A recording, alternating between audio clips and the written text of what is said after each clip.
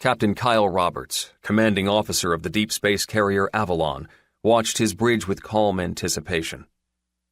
His newly promoted executive officer didn't know him as well as some of the other officers did, but the captain could tell that James Anderson knew something was up with his massive red-headed captain.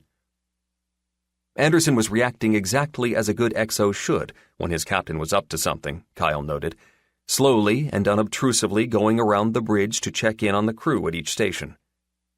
The big supercarrier was currently in orbit around the recently liberated world of Avalon, and the bridge's Bravo shift could easily be taking the current calm for granted.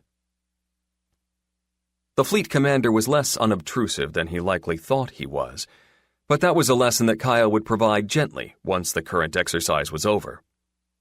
War upended many of the conventions of peace, and many of the officers in Alliance Battle Group 17 were new to their ranks, or, like Fleet Commander Anderson, arguably too junior for the roles they held. "Sir!" A young, far too young voice suddenly shouted in the bridge.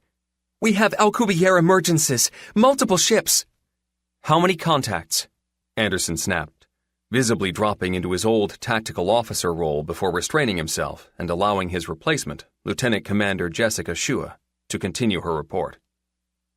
"We are refining and confirming with the system net," the black-haired woman told her seniors.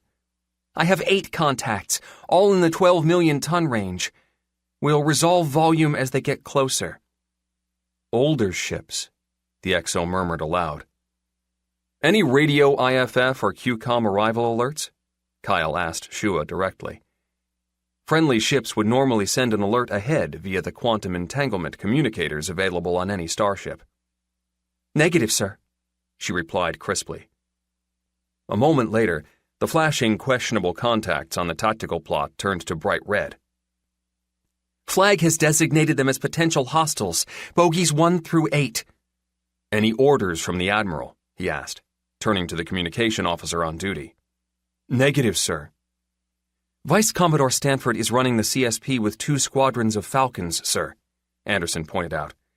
"Shall I have him set up for a scouting intercept and take the ship to battle stations?" Kyle smiled. Avalon's commander, Air Group, should have known better, but it would work. "They're still several hours from anything but extreme missile range, Commander," he said quietly. "Send the CAG out for a high-speed scouting pass. You can bring the ship to Condition 2, but I think battle stations aren't needed yet." The absolutely filthy look Commander James Anderson gave his captain in response to that order told Kyle his XO had finally worked it out. Like a good soldier, though, the pale commander, as red-headed as his captain, shook his head to clear his thoughts and dropped into his neural link to give the orders.